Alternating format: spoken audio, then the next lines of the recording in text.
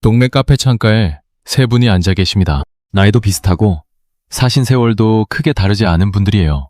그런데 보고 있으면 참 이상합니다. 한 분은 말끝마다 웃음이 붙어 있습니다. 뭐 드실래요? 하고 먼저 물으시고요. 그런데 다른 한 분은 무슨 말씀을 하셔도 어딘가 무겁습니다. 나는 아무거나 하시고 창밖을 보세요. 커피가 나와도 별 말씀이 없으시고요. 여기서 좀 이상한 게 있습니다. 그 무거운 분이 사실은 평생 남을 더 챙기며 사신 분이에요. 영조사 한 번 안 빠지셨고 개 모임 총무만 10년을 하셨습니다. 남의 애경사를 본인 일처럼 챙기신 분이에요. 그런데 지금은 그 모임에 나가는 게 제일 부담이라고 하세요. 나가기 전날부터 마음이 무겁다고 하십니다. 그럼 이게 성격 차이일까요? 아니면 형편 차이일까요? 저는 이게 오래 궁금했습니다. 여기에 대해서 85년짜리 답을 내놓은 연구가 하나 있습니다. 미국 하버드 의대가 1938년에 시작해서 지금까지도 하고 있는 연구예요. 700명이 넘는 사람의 일생을 통째로 따라갔습니다. 2년마다 설문하고 5년마다 병원 기록을 모으고 15년마다 얼굴을 마주보고 인터뷰했어요. 처음엔 하버드 학생들하고 보스턴 빈민가 소년들을 같이 넣었습니다. 제일 잘 사는 집 아이하고 제일 못 사는 집 아이를 나란히 놓고 85년을 따라간 거예요. 그렇게 지켜본 끝에 나온 답이 뭐였을까요? 돈이 아니었습니다. 그 하버드 학생 중에도 외롭게 늙으신 분이 계셨고 빈민가 소년 중에도 행복하게 늙으신 분이 계셨어요. 핫벌도 아니었고 타고난 건강도 아니었습니다. 딱 하나였어요. 관계의 따뜻함이었습니다. 그런데 여기서 진짜 놀라운 게 나옵니다. 이게 마음의 문제만이 아니었어요. 관계가 좋았던 분들은 심장병도 당뇨도 관절염도 덜 오셨어요. 운동을 더 하셔서가 아니라 곁에 믿을 사람이 있느냐가 더 강하게 자금했습니다. 그러니까 안부를 묻는 한마디가 약보다 셌다는 뜻이에요. 저도 이걸 처음 봤을 때 좀 믿기지 않았습니다. 관계가 좋으면 기분이 좋아지는 거야 알겠는데 관절염까지 덜 온다뇨. 그런데 85년 데이터가 그렇게 말하고 있습니다. 짧게 본 게 아니라 한 사람 일생을 통째로 보고 나온 답이에요. 그럼 여기서 저는 한 가지가 더 궁금했습니다. 그 관계라는 걸 잘 다루시는 분들은 대체 뭘 다르게 하고 계신 걸까요? 그걸 들여다보니 놀라운 게 있었습니다. 대단한 일을 하시는 게 아니었어요. 전부 단어 하나였습니다. 입에서 나오는 단어 하나, 휴대폰에 찍는 표시 하나, 그거였습니다. 그리고 그 하나가 몇 달만 쌓여도 주변 사람 표정이 달라지더군요. 큰 돈이 드는 것도 아니고 어디를 나가셔야 하는 것도 아니었습니다. 오늘은 그 6가지를 말씀드리려고 합니다. 그리고 마지막 6번째는 좀 다릅니다. 그건 새로 하실 일이 아니라 이미 평생 하신 일을 다시 보는 겁니다.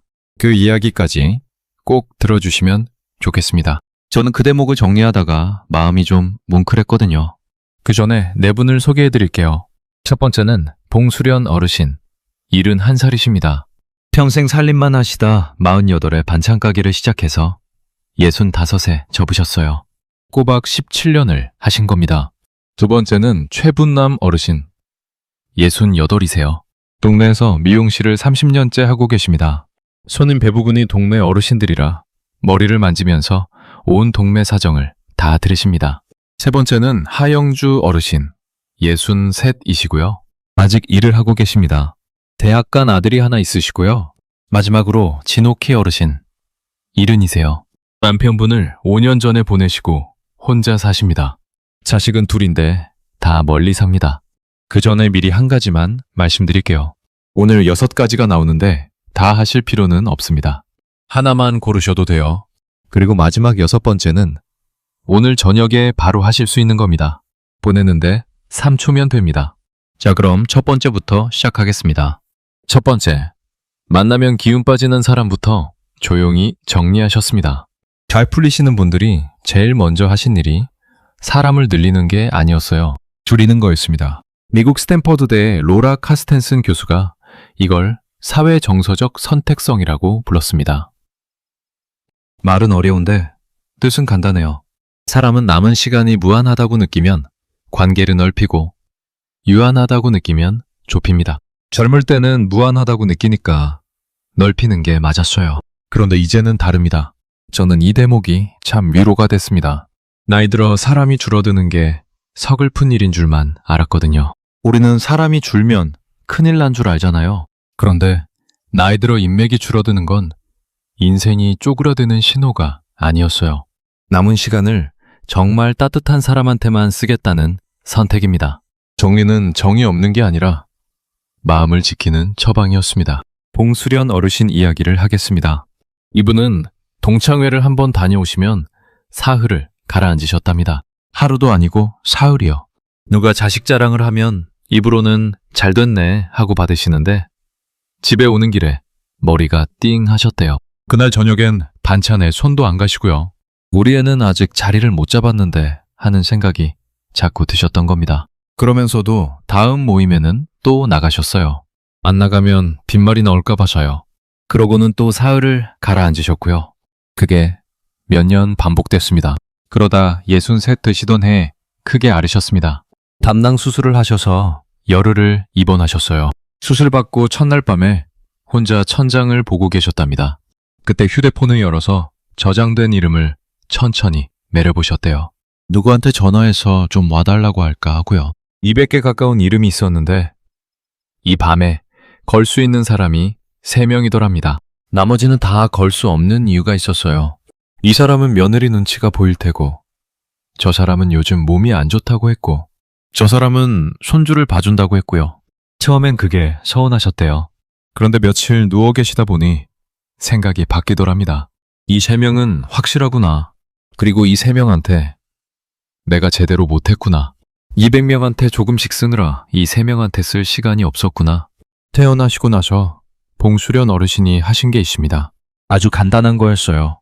모임에 다녀오시면 그날 밤에 휴대폰을 여셨답니다. 그리고 오늘 만난 사람 중에 또 보고 싶은 이름 옆에만 작은 별표를 하나씩 치셨어요. 그게 다입니다. 정리하겠다고 선언하신 것도 아니고 누구랑 싸우신 것도 아니에요. 그냥 별표만 치셨습니다. 한 달 뒤에 남은 별표가 몇 개였는지 아세요? 딱 3개였답니다. 200명 중에 3명이요. 영실에서 세어보신 그 숫자하고 똑같았습니다.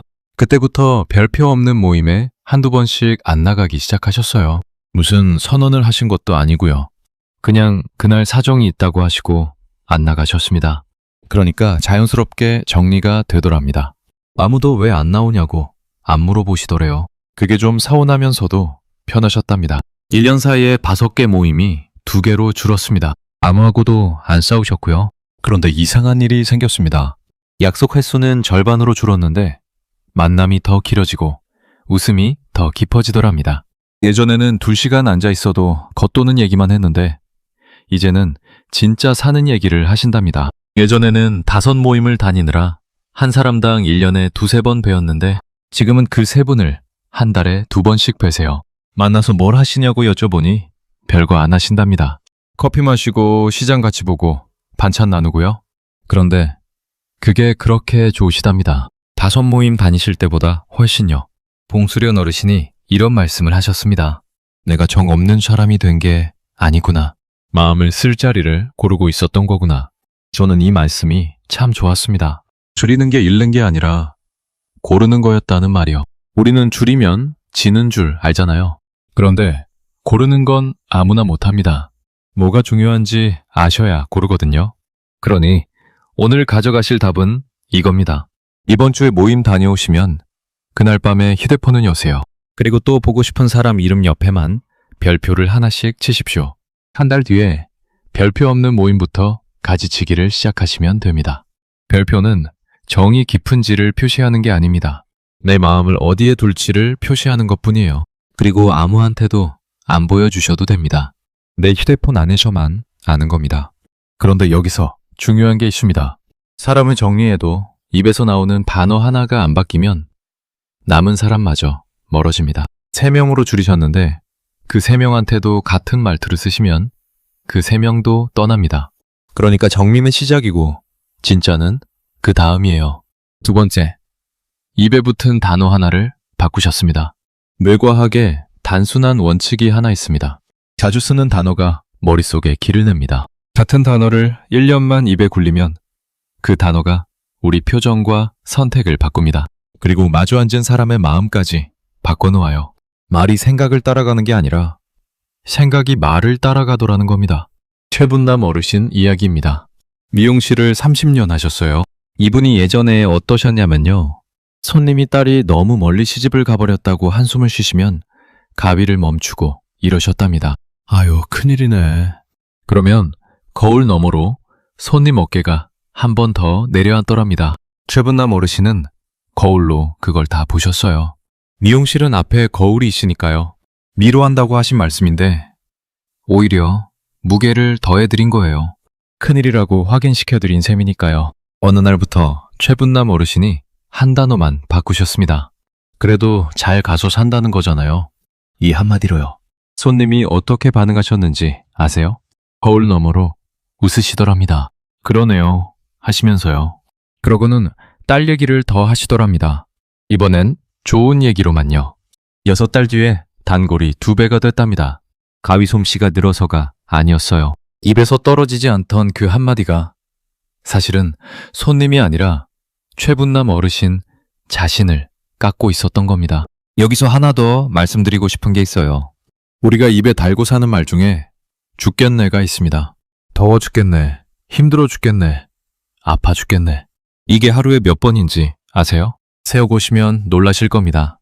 저도 한번 세어봤는데 하루에 10번이 넘더군요. 아침에 일어나면서 한 번, 계단 오르면서 한 번, 저녁에 누우면서 또 한 번요. 그런데 여러분, 그 말을 제일 많이 듣는 사람이 누굽니까? 남이 아니라 매 귀예요. 하루에 10번씩 죽겠다는 말을 듣는 겁니다. 그게 1년이면 3,600번이 넘습니다. 그 말을 3,600번 들은 사람이 어떻게 되겠습니까? 그러니 이번 주에 죽겠네를 입에서 떼어내고 그 자리에 해볼 만한 데를 붙여보십시오.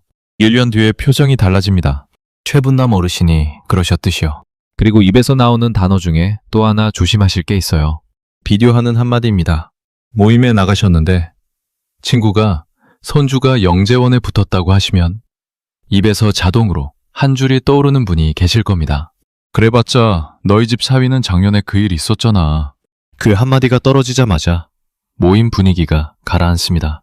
자랑하시던 분 얼굴도 굳고 옆에 계신 분들도 조용해지고요. 그런데 진짜 문제는 그 다음이에요. 집에 돌아오신 뒤에도 그 한 줄이 머리에서 안 떠납니다. 부메랑은 친구한테 안 갑니다. 원진 사람 손으로 정확히 돌아와요. 심리학자 로이 바우마이스터가 밝혀낸 게 있습니다. 부정적인 사건 하나는 긍정적인 것 2-3개를 덮어버린다는 겁니다. 잘 풀린 점심도, 오후에 온 좋은 전화도, 저녁에 먹은 따뜻한 한 끼도 그 한 줄 앞에서 전부 무게를 잃습니다. 그런데 정작 그 말을 들은 친구는 곧 잊고 다음 약속으로 넘어가요. 원진 사람만 며칠을 그 장면을 다시 돌립니다.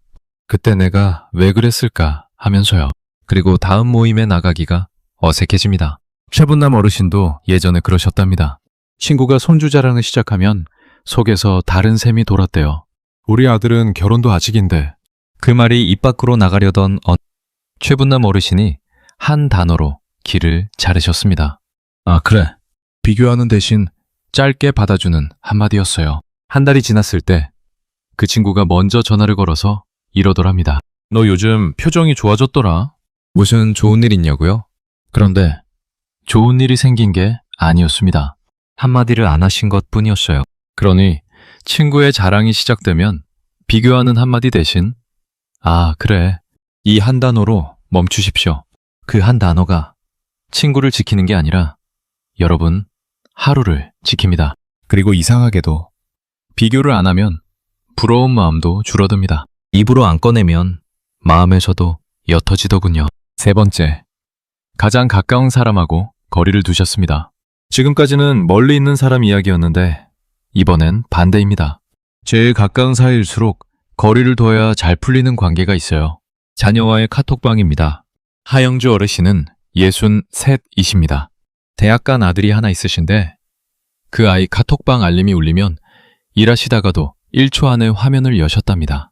엄마, 나 오늘 좀 늦어 하는 한 줄이 오면 곧장 밥은 먹었니? 차 조심해라 2줄을 보내셨어요. 밥은 먹었는지 물으시고 날이 추우니 옷 챙겨 입으라 하시고, 요즘 감기가 돈다니 조심하라고 하시고요. 다 사랑에서 나온 말씀입니다. 그런데 아들 답장이 점점 짧아지더랍니다. 어떤 날은 그냥 한 글자였고요. 그 한 글자를 보시고 한참 화면을 보고 계셨답니다. 하영주 어르신은 그게 본인 사랑이 부족한 탓이라고 자책하셨습니다. 내가 뭘 잘못했나 싶으셨던 거예요. 내가 더 잘해야 하나 싶어서 더 자주 보내시고요. 그러면 답장이 더 짧아졌습니다. 여기서 통념 하나를 정확히 뒤집어야 합니다. 우리는 자녀가 독립하면 부모가 빈 둥지에 남아 우울해진다고 알고 있죠. 그런데 미국 심리학회가 정리한 결론은 그게 사실상 신화라는 것이었습니다. 자녀가 독립한 뒤 부모, 특히 어머니의 만족도는 오히려 올라갑니다. 부부가 다시 마주 앉게 되고 미뤄뒀던 본인 시간이 돌아오기 때문이에요. 20년 넘게 남의 시간표대로 사시다가 처음으로 내 시간표가 생기는 겁니다. 그런데 그 시간표를 못 쓰시는 분들이 계세요. 자식 카톡을 기다리느라요. 정작 적응을 못 하시는 쪽은 24시간 대기 상태에 묶여 계신 분입니다. 그러니까 알림을 끄는 건 사랑을 끄는 게 아니에요. 24시간 대기 상태를 끄는 일입니다. 하영주 어르신은 그날 밤 카톡방 알림을 무음으로 돌리셨습니다. 그리고 답장 시간을 저녁 8시 한 번으로 정하셨어요. 처음 사흘은 손이 자꾸 화면으로 가더랍니다. 일하시다가 가방에서 휴대폰을 꺼내 드셨다가 그냥 다시 넣고 들어가셨대요. 넷째 날부터는 좀 견딜만 하시더랍니다. 그리고 일주일이 지나자 아들 쪽에서 먼저 카톡이 왔습니다. 엄마 오늘 뭐 했어? 짧은 한 줄이었어요. 답장이 늦어지니까 비로소 안부가 반가워진 겁니다. 매달려 있을 때는 안 보이던 사이가 한 발 떨어지니까 보이기 시작한 거예요. 그리고 하영주 어르신이 이런 말씀을 하셨습니다. 내가 손을 놓으니까 그 애가 손을 뻗더라고요. 그동안 내가 꽉 잡고 있어서 그 애가 손 뻗을 자리가 없었던 거예요. 여기서 아까 말씀드린 하버드 연구를 다시 떠올려 보시면 좋겠습니다. 그 연구가 말한 건 사람이 몇 명 있느냐가 아니었어요. 믿고 기댈 사람이 있느냐였습니다. 그런데 기댄다는 건 서로 오가는 거잖아요. 한쪽이 계속 매달리기만 하면 그건 기대는 게 아니라 붙잡는 겁니다. 그리고 붙잡히는 쪽은 부담스러워집니다. 아무리 사랑이어도요. 사랑도 무게가 되면 피하게 되거든요. 그러니 오늘 밤 자녀 카톡방 알림을 무음으로 돌리시고 답장 시간을 저녁 8시 한 번으로 정해두십시오. 일주일 안에 자녀가 먼저 안부를 물어옵니다. 그리고 이건 절대 자식을 밀어내는 게 아닙니다. 자식이 다가올 자리를 비워두는 거예요. 네 번째, 새 자리 앞에서 단어 하나를 바꾸셨습니다. 쥐노키 어르신 이야기입니다. 이른이시고 남편분을 5년 전에 보내셨어요. 처음 1년은 아무데도 안 나가셨답니다. 밥도 잘 안 드시고 하루 종일 텔레비전만 켜놓고 계셨대요. 그러다 어느 날 거울을 보시는데 본인 얼굴이 낯설더랍니다. 그때 이러다 큰일 나겠다 싶으셨답니다. 그러다 동네 도서관에 붙은 글쓰기 모임 안내문을 보셨어요. 신청서를 넣으시는데 2주가 걸리셨답니다. 처음 나가시던 날 현관에서 신발끈을 2번 풀고 2번 다시 묶으셨답니다. 손이 가늘게 떨리셨고 입에서는 이 나이에 뭘 하는 한 문장이 자동으로 굴러나왔대요. 그 문장이 참 편리합니다. 그거 한마디면 아무것도 안 해도 되거든요. 그리고 아무도 뭐라고 안 합니다. 겸손해 보이기까지 하고요. 그때 진옥희 어르신이 하신 게 딱 하나 있습니다. 거울을 보고 마음을 다잡으신 것도 아니고 휴대폰으로 뭘 찾아보신 것도 아닙니다. 그냥 입 밖으로 짧게 소리내서 말씀하셨어요. 기대된다. 그 한 단어를 두고 문을 여셨습니다. 여기 재미있는 실험이 하나 있습니다. 하버드 경연대학원의 앨리슨 우드브룩스 교수가 사람들을 노래방에 세웠어요. 무대에 오르기 전에 한 그룹은 기대된다. 다른 그룹은 긴장된다. 이 한마디만 다르게 말하게 했습니다. 결과가 어땠는지 아세요? 기대된다고 말한 쪽이 평균 81점, 긴장된다고 말한 쪽이 69점이었습니다. 같은 사람, 같은 곡, 같은 심장 박동인데 단어 하나가 12점을 만든 거예요. 노래 실력이 는 게 아닙니다. 한마디가 다른 겁니다. 왜 이런 일이 생길까요? 우리 뇌 속에 편도체라는 게 있습니다. 감정을 다루는 자리예요. 그런데 이 편도체는 자극의 강도만 잽니다. 심장이 뛰는구나. 손에 땀이 나는구나. 그것만 합니다. 그게 두려움인지 흥분인지는 결정하지 않습니다. 결정하는 건 우리가 입에 올린 단어예요. 그러니까 심장이 뛰는 건 못 막아도 그 뛰는 걸 뭐라고 부를지는 우리가 정할 수 있습니다. 긴장된다고 이름 붙이면 두려움이 되고, 기대된다고 이름 붙이면 설렘이 됩니다. 같은 심장 박동인데 이름이 다른 겁니다. 진옥희 어르신은 지금 그 글쓰기 모임을 3년째 다니십니다. 그리고 작년에는 문집에 글을 2편 실으셨어요. 돌아가신 남편분 이야기를 쓰셨답니다. 30년을 같이 사시면서 한 번도 안 해본 이야기를 글로 쓰셨대요. 이런 말씀을 하시더군요. 그날 신발끈 다시 묶고 그냥 집으로 들어가시면 지금 2, 3년이 없었을 거예요. 신발끈 하나에 3년이 달려 있었던 겁니다. 그리고 그 3년을 지킨 게 기대된다. 4글자였고요. 그러니 오늘 두려운 자리 앞에 서시면 거울도 휴대폰도 보지 마시고 입 밖으로 기대된다. 한번 소리내서 말씀해 보십시오. 그 한 단어가 12점을 올립니다. 그리고 이건 노래방에서만 되는 게 아니에요. 처음 가는 모임 앞에서도, 병원 검사 결과 들으러 가실 때도, 오랜만에 친구한테 전화 거실 때도 똑같습니다. 5번째, 자기 자신한테 붙이는 단어를 바꾸셨습니다. 여기서 봉수련 어르신이 다시 나오십니다.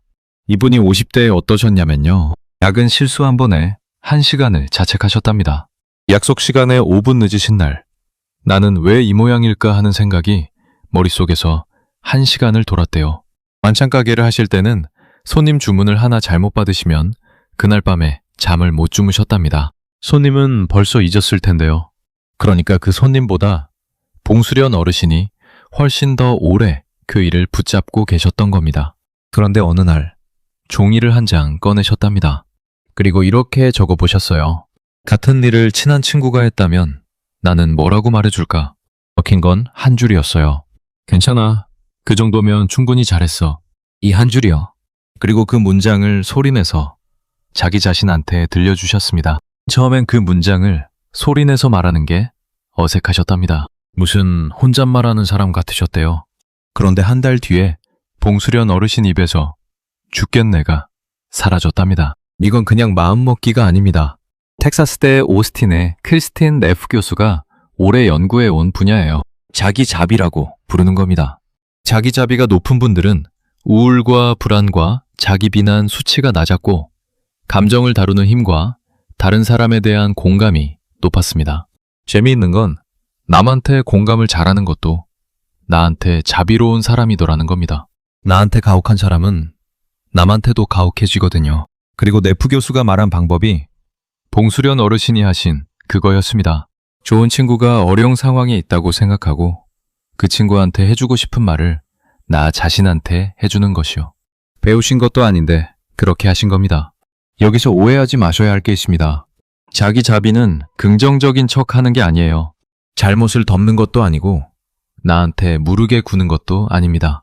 우리는 자기를 채찍질해야 발전한다고 배웠잖아요. 남한테는 친절하고 나한테는 엄격해야 한다고요. 그런데 네프 교수는 자기 비난이 가혹한 부모하고 같다고 했습니다. 가혹한 부모 밑에서 아이가 잘 자랍니까? 안 자랍니다. 눈치만 늘어요. 우리 자신한테도 똑같아요. 나를 몰아붙이면 잘하게 되는 게 아니라 시작을 안 하게 됩니다. 또 실수할까 봐서요. 그러니까 자기 비난은 나를 발전시키는 게 아니라 나를 멈추게 하는 겁니다. 그러니 오늘 자책하시는 순간이 오면 종이를 한 장 꺼내십시오. 그리고 같은 일을 가장 친한 친구가 했다면 뭐라고 말해줄지 한 문장만 적어보세요. 그 문장을 여러분 자신한테 그대로 들려주시면 됩니다. 소리내서 말씀하시면 더 좋고요. 처음엔 어색하실 겁니다. 그런데 그 어색함이 며칠이면 없어집니다. 자, 이제 마지막 6번째입니다. 그런데 이건 앞에 5개하고 좀 다릅니다. 새로 하실 일이 아니에요. 이미 평생 하신 일을 다시 보는 겁니다. 그리고 이게 아마 대부분 정반대로 알고 계신 부분일 겁니다. 그 이야기를 위해서 이야기를 처음 자리로 되돌리겠습니다. 하버드 의대가 85년을 추적한 그 연구요. 인류 역사상 가장 오래 이어진 행복 추정 연구가 한 줄로 도착한 결론이 뭐였습니까? 오래 행복하고 건강하게 사는 걸 가장 강하게 예측한 단 하나는 IQ도, 연봉도, 유전자도 아니라 관계의 따뜻함이었다는 것. 이 연구의 네 번째 책임자인 로버트 월딩거 교수가 정리한 문장입니다. 그런데 이 결론이 왜 의외냐면요. 같은 데이터에서 관계가 좋았던 분들의 심장병과 당뇨와 관절염 발병이 더 적었기 때문입니다. 운동을 더 하셔서가 아니었어요. 식단이 좋아서도 아니었고요. 곁에 신뢰할 사람이 있느냐가 그것들보다 더 강하게 작용했습니다. 그러니까 의학적 처방 한 묶음보다 한 사람의 안부 한 줄이 더 강한 약이었다는 뜻이에요. 자, 그럼 여기서 오늘 제가 제일 하고 싶었던 이야기를 드리겠습니다. 잘 풀리는 노년은 결국 무엇이 다른 사람일까요? 새 운동을 시작한 사람일까요? 새 식단을 지키는 사람일까요? 자격증을 하나 더 딴 사람일까요? 요즘 그런 얘기가 참 많잖아요. 노후 준비하려면 뭘 해야 한다, 뭘 배워야 한다 하고요. 아닙니다. 자기가 평생 해온 일을 정답으로 다시 볼 줄 아는 사람이었습니다. 여러분, 잠깐만 생각해 보십시오. 시부모 챙기신 일, 자녀 도시락 싸신 일, 남편 와이셔츠 다리신 일, 옆집에 김치 한 통 갖다 주신 일, 아픈 친구한테 죽 끓여서 가신 일, 상갓집에 사흘 부엌에 계신 일. 그 일들이 이력서 한 줄에 들어갑니까? 안 들어갑니다. 누가 점수로 매겨줬습니까? 아무도 안 줬어요. 상장도 없고 자격증도 없고 통장에 찍히지도 않았습니다. 오히려 그거 하느라 4시간을 다 썼다고 억울해하신 날도 있으셨을 겁니다. 그런데 85년짜리 연구가 찾아낸 가장 강한 노후 예측 인자가 바로 그거였습니다. 관계를 따뜻하게 다루는 일이요. 그런데 여러분이 평생 하신 게 정확히 그겁니다. 배워서 하신 것도 아니고 누가 시켜서 하신 것도 아니에요. 그냥 그렇게 사셨습니다. 그러니까 평생 하신 게 헛것이 아니라 평생 하신 게 정답이었다는 뜻이에요. 저는 이 대목을 알고 나서 마음이 좀 이상했습니다. 우리 어머니들이 평생 하신 그 일이 아무 값이 없는 줄 알았거든요. 밥하고 빨래하고 사람 챙기는 게 뭐 대단하냐고요. 그건 원래 하는 거라고들 했잖아요. 그런데 세계에서 제일 오래된 행복 연구가 85년을 들여서 찾아낸 답이 바로 그거였습니다. 돈을 얼마나 벌었느냐가 아니라 사람을 얼마나 따뜻하게 대했느냐였어요. 다시 최분남 어르신 이야기를 하겠습니다. 미용실 30년 하시는 그분이요. 이분이 어느 저녁에 이 하버드 연구 이야기를 처음 들으셨답니다. 그날도 미루던 설거지를 그냥 두시고 식탁에 앉아 계신 참이었어요. 내가 평생 뭘 했나 싶으셨답니다. 30년 동안 남의 머리만 깎았는데 남은 게 뭔가 싶으셨던 거예요. 자격증도 하나 없고 모아둔 돈도 많지 않으시고요. 그러다 잠시 망설이시다 휴대폰을 여셨습니다. 왜 하필 그날이었는지는 본인도 모르시겠답니다. 그리고 10년 넘게 연락 못한 옛 친구 이름을 찾으셨어요. 20살 때부터 알던 친구였답니다. 잘 지내? 딱 3글자를 보내놓고 후회가 먼저 올라오시더랍니다. 너무 늦었나? 부담스러워하지 않을까? 10년 만에 뜬금없이 뭐 하는 짓인가? 답이 안 오면 어쩌나? 그 1시간이 참 길었답니다. 그런데 1시간 만에 답이 왔습니다. 야, 마침 네 생각하고 있었어. 그날 밤에 최분남 어르신이 입 밖으로 내신 한마디가 있습니다. 내가 평생 다 정답이었구나.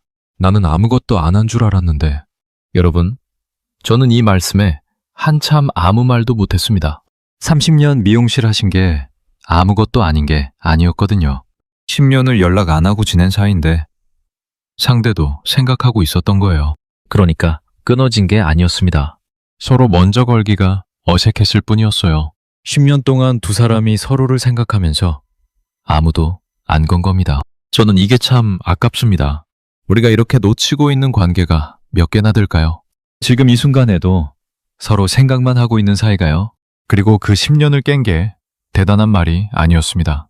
잘 지내. 3글자였어요. 편지를 쓰신 것도 아니고 선물을 보내신 것도 아닙니다.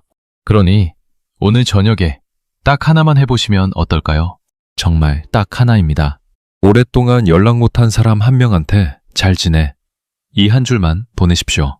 운동도 아니고 식단도 아닙니다. 영양제도 아니고요. 그 한 줄이 85년 연구가 찾아낸 가장 강한 노후 예측인자예요. 세상에서 제일 쉬운 노후 준비인 셈입니다. 그리고 망설임이 먼저 올라와도 일단 보내십시오. 최분남 어르신도 보내놓고 후회부터 하셨잖아요. 그 후회가 1시간 뒤에 다 사라졌고요. 그런데 보내신 분이 받는 분보다 먼저 가벼워집니다. 답이 오기 전에 벌써요. 보내는 순간 마음속에서 뭔가 하나가 풀립니다. 10년 동안 걸려있던 게 내려가는 거예요. 오늘 말씀드린 6가지를 다시 정리하겠습니다. 첫째, 모임 다녀오시면 또 보고 싶은 이름에만 별표를 치십시오. 둘째, 죽겠네를 해볼 만한데로 바꾸시고 비교하는 한마디 대신 아 그래, 이 한 단어로 멈추십시오. 셋째, 자녀 카톡 알림을 무음으로 돌리시고 답장은 저녁 8시 한 번으로 정하십시오. 넷째, 두려운 자리 앞에서 기대된다 소리내서 말씀하십시오. 다섯째, 자책하시는 날은 친한 친구한테 할 말을 여러분 자신한테 해주십시오. 그리고 여섯째, 오늘 저녁에 잘 지내 한 줄을 보내십시오. 그런데 6개를 다 외우실 필요는 전혀 없습니다. 오늘은 마지막 하나만 하시면 됩니다. 3초면 되는 거요. 나머지는 그 다음에 하나씩 하시면 됩니다. 6개를 다 하려고 하시면 그것도 숙제가 됩니다. 그러면 또 부담이 되는 겁니다. 우리 나이에 부담이 되는 건 하나도 안 좋아요. 그리고 이 6개를 가만히 보시면 공통점이 하나 있습니다. 전부 단어 하나예요. 별표 하나. 해볼 만한데 한마디. 아, 그래 한마디.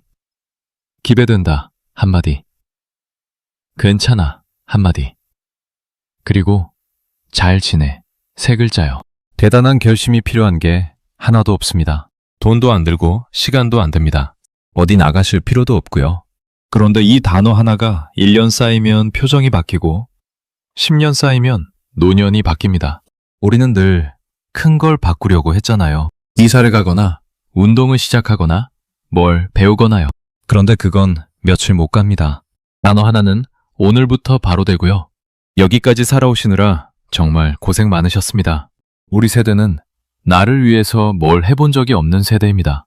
하고 싶은 게 있어도 아이 학비가 먼저였고 쉬고 싶어도 시부모 병원이 먼저였습니다. 좋아하는 반찬이 있어도 식구들 먼저 드시게 하고 남은 걸 드셨어요.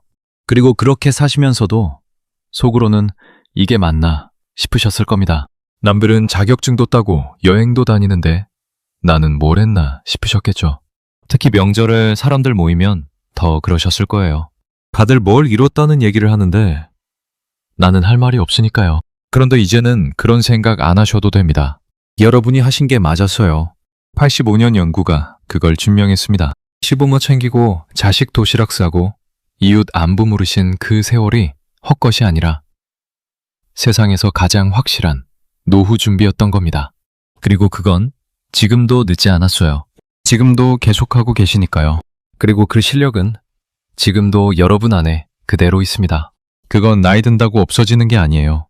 오히려 늘었으면 늘었죠. 사람 마음 읽는 건 젊은 사람이 우리를 못 따라옵니다. 다만 이제는 그 힘을 남한테만 쓰지 마시고 여러분 자신한테도 쓰시면 좋겠습니다. 평생 남의 안부를 물으셨으니 이제 여러분 안부도 물어주십시오. 오늘 나는 어떤가 하고요. 그렇게 물어봐 주시는 분이 없으셨잖아요. 늘 남 걱정만 하시느라요. 그럴 자격이 충분히 있는 분들이니까요. 누가 안 알아줘도 저는 압니다. 마지막으로 부탁 하나만 드리겠습니다. 오늘 이 영상을 다 보신 분은 댓글창에 정확히 이 한 문장만 적어주세요. 잘 지내. 이 3글자요. 다른 말은 안 적으셔도 됩니다. 그냥 그 3글자만요. 누군가를 떠올리시면서 적어주시면 좋겠습니다. 그리고 그 사람한테 진짜로 보내보십시오. 누군가를 생각하며 보내신 그 한 줄이 내일부터 여러분 삶을 조금 더 따뜻하게 만드는 첫걸음이 될 수 있습니다. 그리고 이 말씀만은 꼭 드리고 싶어요. 오래 연락 못한 그분도 어쩌면 지금 여러분 생각을 하고 계실지 모릅니다. 최분남 어르신 친구가 그랬던 것처럼요. 야, 마침 네 생각하고 있었어. 그 답장이 여러분한테도 올지 모릅니다. 오늘도 끝까지 함께 해주셔서 진심으로 감사드립니다. 지금까지 황금 노후였습니다.